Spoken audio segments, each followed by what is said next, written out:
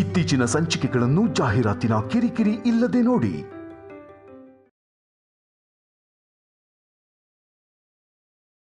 ಅನುಪಮ, ಅಮ್ಮನಿಗೆ ನೀನಾದರೂ ಹೇಳು. ನನ್ನ ಹೆಸರಲ್ಲಿದ್ರೆ ಬೇರೆಯವನಾಗಿರೋದಕ್ಕೆ ಹೋಗೋದಕ್ಕೆ ಅಮ್ಮ ಯೋಚನೆ ಮಾಡ್ಬೋದು. ಆದರೆ ಈಗ ಆಸ್ತಿ ನಿನ್ನ ಹೆಸರಲ್ಲಿದೆ. ಇನ್ನೂ ಯಾಕೆ ಯೋಚನೆ ಮಾಡ್ತಿದ್ದಾರೆ?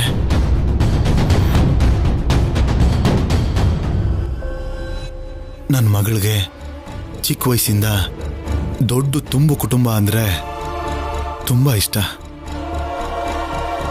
ಬೋರ್ಡ್ ಮೇಲೆ ಅಜ್ಜಿ, ತಾತ, ಚಿಕ್ಕಪ್ಪ, ಚಿಕ್ಕಮ್ಮ, ತಂಗಿ, ಅತ್ತೆ, ಭಾವ, ಮಾವ ಅಂತ ಹೆಸರು ಬರಿತಾ ಇದ್ಲು. ನನಗೆ ಯಾಕಪ್ಪ ಇಷ್ಟು ದೊಡ್ಡ ಫ್ಯಾಮಿಲಿ ಇಲ್ಲ ಅಂತ ಕೇಳಿದ್ರೆ ನಿಜ ಹೇಳೋಕ್ಕಾಗ್ದೆ. ನಾನು ಅನಾಥ ಅಂತ ಸುಳ್ಳು ಹೇಳ್ತಾ ಇದ್ದೆ.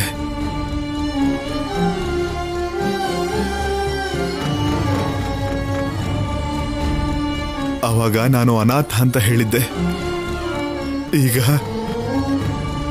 ಈಗ ನೀವು ಆ ಮನೆಗೆ ವಾಪಸ್ ಹೋಗ್ಲಿಲ್ಲ ಅಂದ್ರೆ ನನ್ನ ಮಗಳು ಕೂಡ ಅನಾಥಳಾಗ್ಬಿಡ್ತಾಳಮ್ಮ. ನಾನ್ ಕೇಳ್ದೆ ಅಂತ ಅಲ್ದೇ ಇದ್ರು ನನ್ನ ಮಗಳನ್ನ ನೆನೆಸ್ಕೊಂಡು ನಿನ್ ಮನ್ಸನ್ನ ಬದಲಾಯಿಸ್ಕೊಳಮ್ಮ. ಅಪ್ಪ, ನೀನಾದ್ರೂ ಹೇಳಪ್ಪ.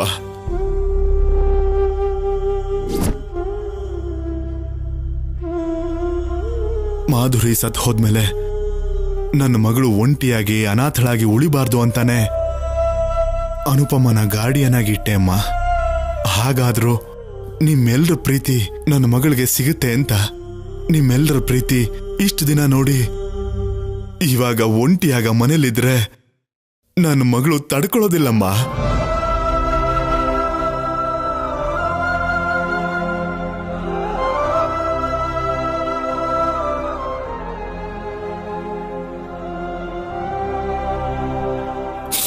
ಅಯ್ಯೋ,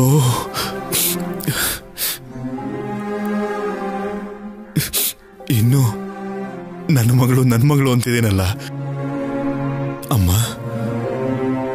ನೀನ್ ದೇವಸ್ಥಾನದಲ್ಲಿ ಎಲ್ರ ಮುಂದೆ ಕಲ್ಯಾಣಿ ನನ್ನ ಮೊಮ್ಮಗಳು ಅಂತ ಹೇಳಿ ಅನುಪಮಗೆ ದತ್ತು ಕೂಡ ಕೊಡಿಸಿದ್ಯಲ್ಲಮ್ಮ. ಅನುಪಮಗೆ ಕಲ್ಯಾಣಿನ ಮಗಳನ್ನ ಮಾಡ್ತೀಯಲ್ಲಮ್ಮ. ಮರ್ತು ಹೋತೀಯಾ?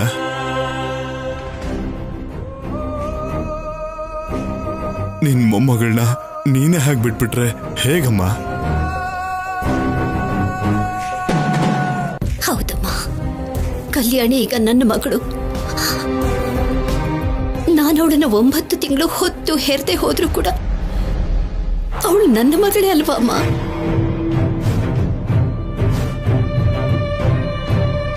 ಕಲ್ಯಾಣಿ ನನ್ನ ಜೀವನದಲ್ಲಿ ಬಂದು ನನಗೆ ಸಿಗದೆ ಇದ್ದ ಒಂದು ತಾಯ್ತನದ ಭಾಗ್ಯನ ತಂದು ಕೊಟ್ಟಿದ್ದಾಳಮ್ಮ. ಆ ತಾಯ್ತನದಲ್ಲಿದ್ದ ಆನಂದನ ನಾನು ಸವಿಯೋದಕ್ಕೂ ಮುಂಚೆ ಅದು ನೀರಾಗಿ ಕರಗೋಯ್ತಮ್ಮ. ನಾನು ಅಮ್ಮ ಅಂತ ಕರೆಸ್ಕೊಳ್ಳೋ ಅದೃಷ್ಟನ ದೇವರು ನನಗೆ ಕೊಡ್ಲೇ ಇಲ್ಲ. ಈಗ ನೀನ್ ಮನಸ್ಸು ಮಾಡಿದ್ರೆ ನನಗೆ ಸಿಕ್ಕತ್ತಮ್ಮ.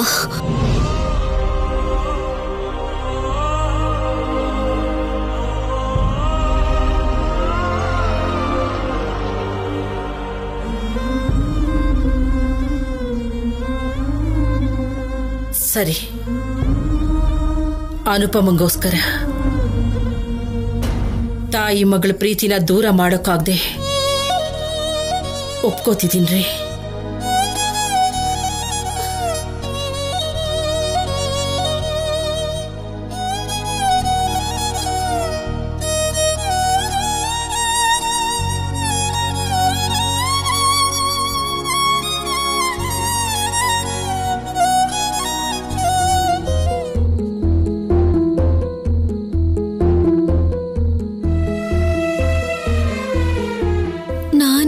ಚಿಕ್ಕ ಮಗು ಆಗೋಗ್ಬೇಕು ಅನ್ಸ್ತಿದೆ ಕಂದ. ಈ ನೋವನ್ನ ಸಹಿಸ್ಕೊಳ್ಳೋದಕ್ಕಾಗ್ತಿಲ್ಲ. ನಮ್ಮಪ್ಪನ್ಗೆ ನಡೆದಿದ್ ಗೊತ್ತಾಗದೆ ಇದ್ದಿದ್ರೆ ಜೈಲಲ್ಲಾದ್ರೂ ಸಂತೋಷವಾಗಿರ್ತಾರೆ ಅನ್ಕೊಂಡೆ. ಆದ್ರೆ ಅಪ್ಪನ್ಗೆ ನನ್ ಜೀವನ ಹೀಗಾಗೋಯ್ತು ಅಂತ ಗೊತ್ತಾಗಿದೆ. ಅಲ್ಲಿ ಅಪ್ಪ ನನ್ನ ನೋಡ್ತಿದ್ದ ಹಾಗೆ ನನಗೆ ಅಳು ತಡ್ಕೊಳಕ್ಕಾಗ್ಲಿಲ್ಲ. ಕಡೆ ಪಕ್ಷ ನಮ್ಮಪ್ಪನ್ನ ಪ್ರೀತಿಯಿಂದ ಮಾತಾಡ್ಸೋಕ್ಕೂ ಆಗ್ಲಿಲ್ಲ. ನಿಮ್ಮಪ್ಪ ಅಡ್ಡ ಬಂದ್ಬಿಟ್ರು.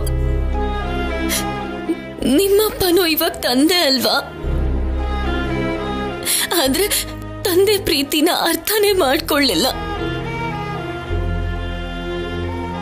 ನಿಮ್ಮಮ್ಮನ್ನ ನಿನ್ನಿಂದ ನಿಮ್ಮಪ್ಪನಿಂದ ನಾನ್ ದೂರ ಮಾಡಿದೀನಿ ಅಂತ ನನ್ ಮೇಲೆ ನಮ್ಮಮ್ಮನ ಮೇಲೆ ಕೋಪ ಮಾಡ್ಕೊಂಡಿದ್ದಾನೆ. ನಿಮ್ಮಪ್ಪ ನನಗೆ ಕುಟುಂಬನೇ ಇಲ್ದಿರೋ ಹಾಗೆ ಮಾಡ್ಬಿಟ್ಟಿದ್ದಾನೆ. ಮುಂಚೆ ಎಲ್ಲ ನಿಮ್ಮಪ್ಪ ತುಂಬಾ ಒಳ್ಳೆಯವನು ಅಂತ ಅನ್ಕೊಂಡಿದ್ದೆ. ಅದು ತಪ್ಪು. ನಿಮ್ಮಪ್ಪನಲ್ಲಿ ಹೊರಗಡೆ ಕಾಣಿಸ್ದೇ ಇರೋ ಒಬ್ಬ ದೊಡ್ಡ ರಾಕ್ಷಸ ಇದ್ದಾನೆ ಅಂತ ಇವತ್ತೇ ನನ್ಗೆ ಅರ್ಥ ಆಗಿದ್ದು. ಅಷ್ಟಕ್ಕೂ ಕರುಣೆ ದಯೆ ಪ್ರೀತಿ ಅನ್ನೋದು ಏನೂ ಇಲ್ಲ ನಿಮ್ಮಪ್ಪನ್ಗೆ. Thank you.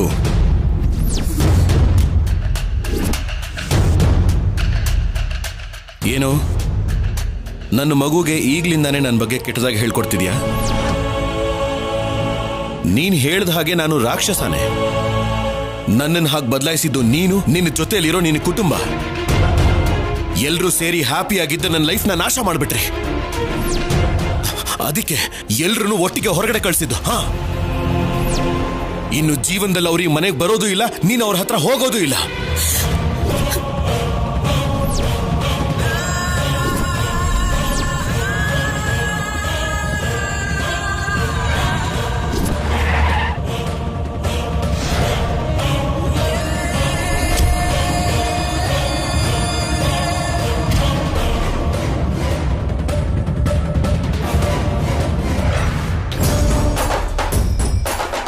ಈ ಮನೇಲೇ ಇರ್ತೀವಿ, ಈ ಮನೆ ಬಿಟ್ಟು ಹೋಗಲ್ಲ ಅನ್ನೋರು ಯಾರಾದ್ರೂ ಇದ್ರೆ ನನ್ನ ಮಗನ್ನ ದಾಟ್ಕೊಂಡು ಹೋಗಿ.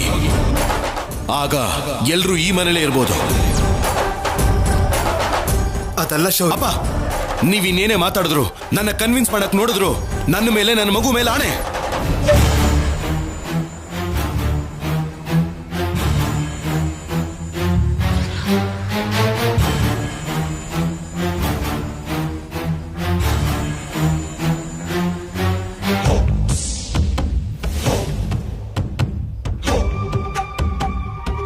ಅಪ್ಪ, ಅಮ್ಮ ಶೌರ್ಯ ಅಂದಿರೋ ಮಾತನ್ನ ನೆನ್ಪು ಮಾಡ್ಕೊಂಡಿದ್ದಾಳೆ.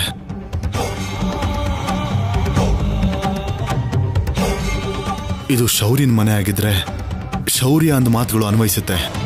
ಆದ್ರೆ ಇದು ನಮ್ಮ ಮನೆ. ನಮ್ಮ ಮನೆ ಒಳಗೆ ನಾವು ಬರೋದಕ್ಕೆ ಯಾರ ಪರ್ಮಿಷನ್ ಅಗತ್ಯ ಇಲ್ಲ. ಬಾರಮ್ಮ.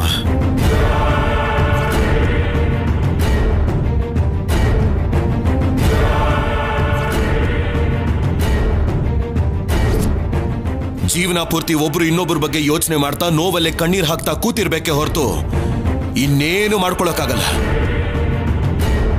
ಅವ್ರ ಈ ಮನೆ ಹೊಸಲನ್ನ ನನ್ನ ಜನ್ಮದಲ್ಲಿ ತುಳಿಯೋಕ್ ಬಿಡೋದಿಲ್ಲ. ಶೌರ್ಯ, ದಮಯಂತಿ,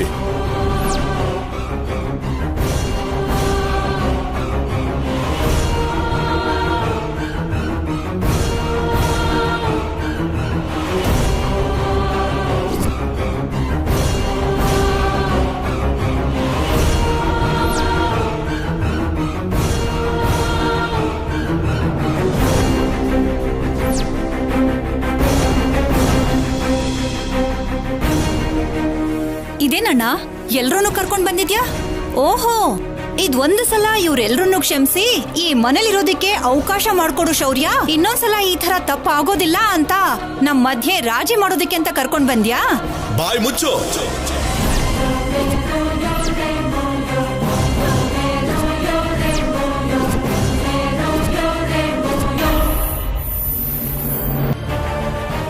ಮಾತುಗಳು ಹುಷಾರಾಗಿ ಬರ್ಲಿ ದಮಯಂತಿ. ಇನ್ನೊಂದು ಮಾತು ಮಾತಾಡಿದ್ರು ತಂಗಿ ಅನ್ನೋ ವಿಷಯನ ನಾನು ಮರ್ತು ಹೋಗ್ಬೇಕಾಗತ್ತೆ.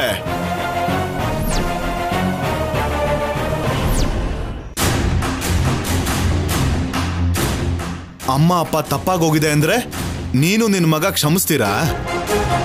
ಅಷ್ಟಕ್ಕೂ ಆ ಮಾತನ್ನೋದಕ್ಕೆ ನಿನಗೆ ಬಾಯಿ ಹೇಗೆ ಬಂತು ದಮಯಂತಿ? ನಮ್ಮಮ್ಮನಿಗೆ ಹೇಳೋದಕ್ಕೂ ಮೊದಲು ನೀವೆಲ್ಲ ಈ ಮನೆಗೆ ಯಾಕೆ ಬಂದ್ರಿ ಅಂತ ಹೇಳಿ. ನೀನ್ ಯಾರೋ? ನಿನ್ನ ಮನೆನಾ? ನಮ್ಮ ಅಪ್ಪ ಅಮ್ಮನ ಮನೆ ಇದು. ನಿನ್ನ ಮನೆ ಹೇಗಾಯ್ತು ಮಿಸ್ಟರ್ ಶೌರ್ಯ? ಹೇಗಾಯ್ತು ಯಾವಾಗಾಯ್ತು ಅಂತ ನಿಮ್ಮ ತಾಯಿ ಶಿವಪಾರ್ವತಿ ಅವರು ನಿಮಗೆ ಹೇಳಿಲ್ವ ಮಿಸ್ಟರ್ ಅಜಯ್ ಅವರೇ? ಹೇಳಿದ್ರು, ಆದ್ರೆ ಬರ್ದ್ಕೊಡೋಕೆ ಅವ್ರು ಯಾರು, ಬರ್ಸ್ಕೊಡೋದಕ್ಕೆ ನೀನ್ ಯಾರು?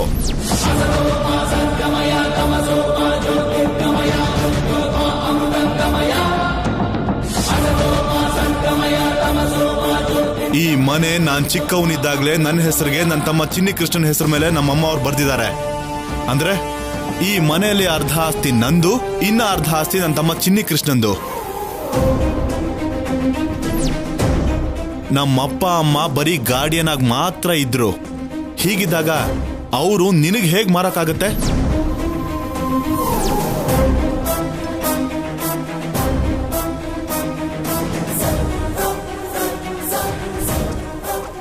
ಚಿನ್ನಿ ಕೂಡ ಇವರೆಲ್ಲರ ಜೊತೆ ಸೇರಿ ಸೈನ್ ಮಾಡಿದನಣ್ಣ. ಚಿನ್ನಿ ಮಾತ್ರನೇ ಮಾಡಿದಾನೆ, ನಾನಲ್ಲ. ಚಿನ್ನಿ ತನ್ನ ಭಾಗ ಮಾತ್ರ ಅಷ್ಟೇ ನಿಮಗೆ ಬರ್ಕೊಡಕ್ಕಾಗತ್ತೆ, ನನ್ನ ಭಾಗ ಅಲ್ಲ. ಈ ಮನೆ ಅರ್ಧ ನಂದು. ನಾನ್ ಸಹಿ ಹಾಕ್ದೆ ಪೂರ್ತಿ ಮನೆನ ನೀವು ಹ್ಯಾಂಡ್ ಓವರ್ ಹೇಗ್ ಮಾಡ್ಕೊಳ್ತೀರಾ?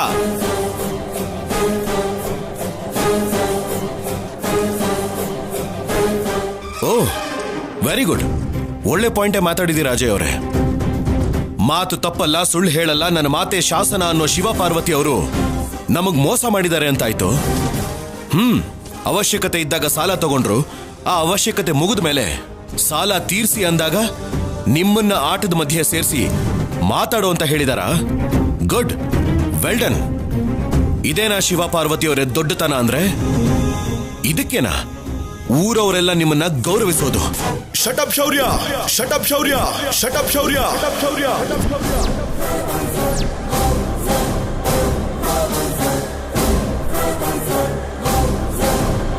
ನಮ್ಮಮ್ಮ ಅವರು ಫೋನ್ ಮಾಡಿದ್ದಕ್ಕೋ ಹೇಳಿ ಕಳ್ಸಿದ್ದಕ್ಕೋ ನಾನು ಬರ್ಲಿಲ್ಲ.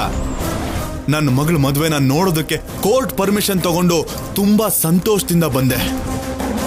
ನಾನು ಕುಟುಂಬಕ್ಕೆ ದೂರ ಆಗಿದ್ರು, ನನ್ನ ಮಗಳ ಮದುವೆ ನಮ್ಮ ಅಪ್ಪ ಅಮ್ಮನ ಕೈಯಾರೆ ನಡೆಯುತ್ತೆ ಅಂತ ತುಂಬಾ ಸಂತೋಷ ಪಟ್ಟೆ.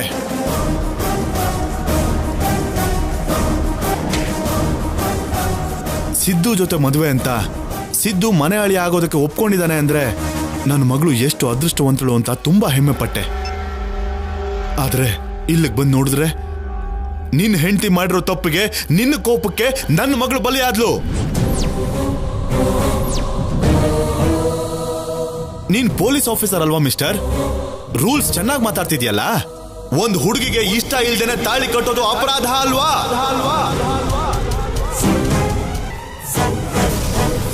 ನನ್ನ ಮಗಳು ತಪ್ಪು ಮಾಡಿದ್ಲು ಅಂತ ತಾಳಿ ಕಟ್ಟದೆ ಎಂದೆ. ನನ್ನ ಕುಟುಂಬ ನಿನಗೆ ಮೋಸ ಮಾಡ್ತು ಅಂತ ಮನೆಯಿಂದ ಅವ್ರನ್ನೆಲ್ಲ ಹೊರಗಡೆ ಕಳಿಸ್ದೆ. ಅವ್ರು ಮಾಡಿದಿರೋ ತಪ್ಪಿಗೆ ನೀನು ಅಷ್ಟು ಶಿಕ್ಷೆ ಕೊಟ್ರೆ, ನೀನ್ ಮಾಡಿರೋ ಇಷ್ಟು ದೊಡ್ಡ ತಪ್ಪಿಗೆ ನಿನಗೆ ಎಷ್ಟು ದೊಡ್ಡ ಶಿಕ್ಷೆ ಕೊಡ್ಬೇಕು?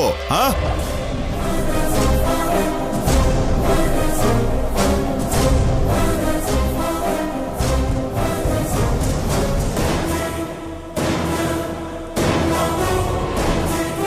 ಇನ್ನು ಸರಿಯಾಗಿ ಹೇಳ್ಬೇಕು ಅಂದ್ರೆ, ನನ್ನ ಮಗಳ ಕೈಯಲ್ಲಿ ನಿನ್ ಮೇಲೆ ಕಂಪ್ಲೇಂಟ್ ಕೊಡ್ಸಿದ್ರೆ ನಿನ್ನ ಫ್ಯೂಚರ್ ಏನಾಗುತ್ತೆ? ನಿನ್ ಜಾಬ್ ಹೋಗಿ ನೀನು ಕೂಡ ನನ್ನ ಹಾಗೆ ಜೈಲಲ್ಲಿ ಕಂಬಿ ಎಣಿಸ್ತಾ ಕೂತ್ಕೊಳ್ಬೇಕಾಗತ್ತೆ. ಏನ್ ಹೆದರ್ಸ್ತಾ ಇದ್ದೀರಾ?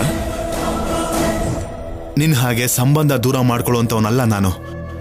ದೂರ ಆಗಿದ್ರು ನನ್ನವರು ಚೆನ್ನಾಗಿರ್ಬೇಕು ಅಂತ ಕೇಳ್ಕೊಳ್ಳೋನ್ ನಾನು.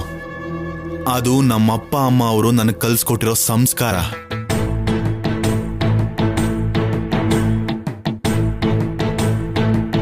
ನಾನು ಅದನ್ನೇ ನನ್ನ ಮಗಳಿಗೆ ಕಲ್ಸಿದ್ದೀನಿ.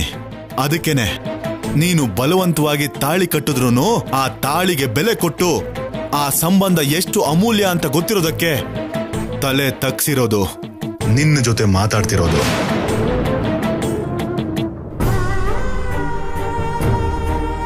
ಎಷ್ಟೋ ದಿನಗಳಾದ್ಮೇಲೆ ಹೆತ್ತ ತಂದೆ ಬಂದ್ರು ಕೂಡ ನನ್ನ ಹತ್ರ ಬಂದು ತಪ್ಕೊಂಡು ಅಳ್ದೆ. ನೀನ್ ನಿಂತ್ಕೊ ಅಂದ್ ಕೂಡ್ಲೆ ಅಲ್ಲೇ ದೂರದಲ್ಲೇ ನಿಂತ್ಕೊಂಡ್ಬಿಟ್ಲು. ಈವಾಗ್ಲೂ ಕೂಡ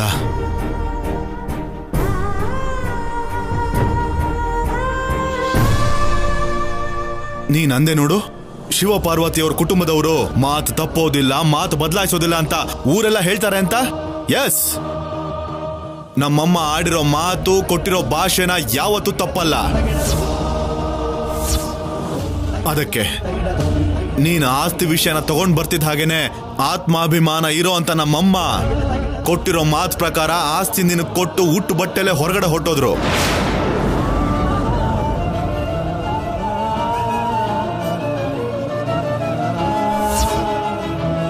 ಬಹುಶಃ ನಮ್ಮಮ್ಮನಿಗೆ ನಾನ್ ಮಾಡಿರೋ ತಪ್ಪಿಗೆ ನನಗೆ ಪಿಂಡ ಇಟ್ಟಿರೋದು ಮಾತ್ರನೇ ನೆನ್ಪಿರೋದು ಅಂತ ಕಾಣುತ್ತೆ.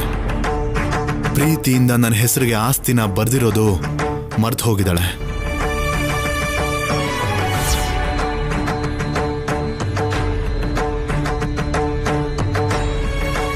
ಅಷ್ಟೇ ಅಲ್ವಾ ಅಮ್ಮ? ಶೌರ್ಯ, ಈ ಆಸ್ತಿಲಿ ನಿನ್ನ ಜೊತೆ ನನಗೂ ಅರ್ಧ ಸೇರುತ್ತೆ. ನಾನ್ ಮಾಧುರಿನ ಮದುವೆ ಮಾಡ್ಕೊಳ್ಳೋದಕ್ಕಿಂತ ಮುಂಚೆ ನನ್ನ ಹೆಸರಲ್ಲಿದ್ದ ಆಸ್ತಿನ ಅನುಪಮ ಹೆಸರಿಗೆ ಬರ್ದಿದ್ದೀನಿ.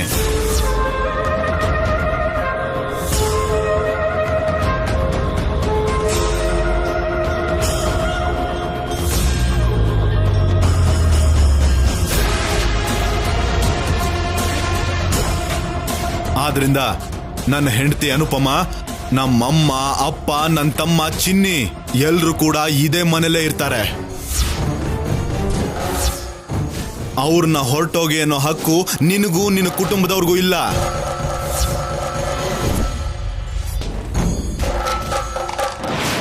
ಅಪ್ಪ, ನನ್ನನ್ನು ಕ್ಷಮಿಸ್ಬಿಡಿ. ಅಮ್ಮನ್ನು ಕ್ಷಮಿಸೋದಕ್ಕೆ ಹೇಳಿ.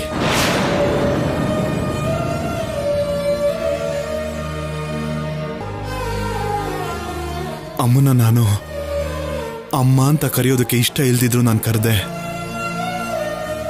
ಹೆಸರಿಗಷ್ಟೇ ನಿಮ್ ದೊಡ್ಡ ಮಗ. ಆದ್ರೆ ನಿಮ್ಗೆ ಯಾವತ್ತೂ ಜೊತೆಯಾಗಿರೋದಕ್ಕಾಗ್ಲಿಲ್ಲ. ಹಾಗೆ ಅನುಪಮ ಕೂಡ. ಅನುಪಮ ಹತ್ರ ಜೀವನ ಪೂರ್ತಿ ಜೊತೆಯಾಗಿರ್ತೀನಿ ಅಂತ ಪ್ರಮಾಣ ಮಾಡಿ ಮಧ್ಯದಲ್ಲೇ ನಾನು ಬಿಟ್ಟು ಹೊರಟೋದೆ. ಆ ಪಾಪನೇ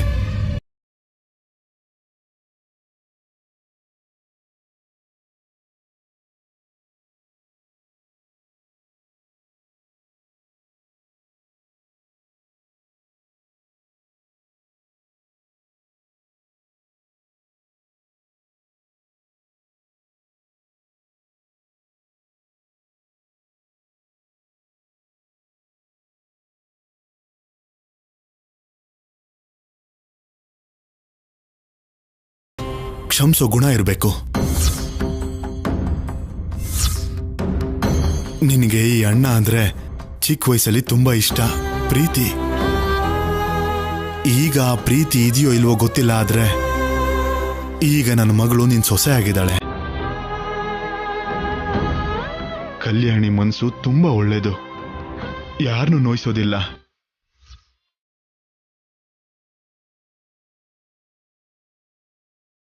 ಚಿಕ್ಕ ಹುಡುಗಿ, ಅಡುಗೆ ಕೆಲಸ ಏನು ಬರಲ್ಲ. ಕಲ್ಸಿದ್ರೆ ಕಲ್ತ್ಕೊಳ್ತಾಳೆ. ತಪ್ಪು ಮಾಡಿದ್ರೆ ಅಮ್ಮನ ಹಾಕಿ ಕಲ್ಸು, ಆದ್ರೆ ಅತ್ತೆ ಹಾಕಿ ಕೋಪ ಮಾಡ್ಕೋಬೇಡ.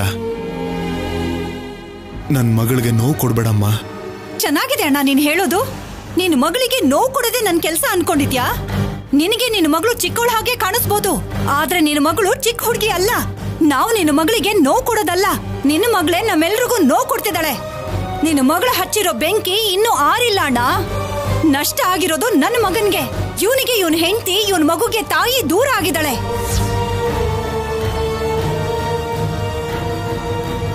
17 ವರ್ಷ ನೀನ್ ಅಮ್ಮನಿಂದ ದೂರ ಇದ್ದೆ ಅಲ್ವಾ?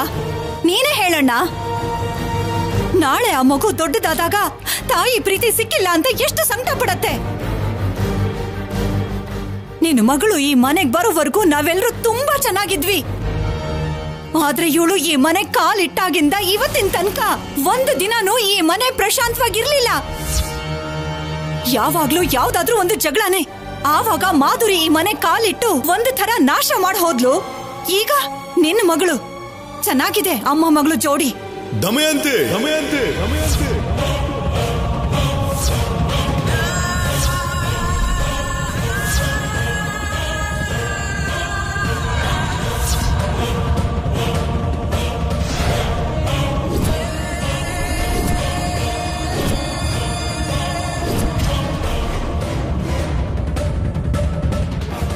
ಯಾಕೆ ಕೈ ಇಳಿಸ್ದೆ?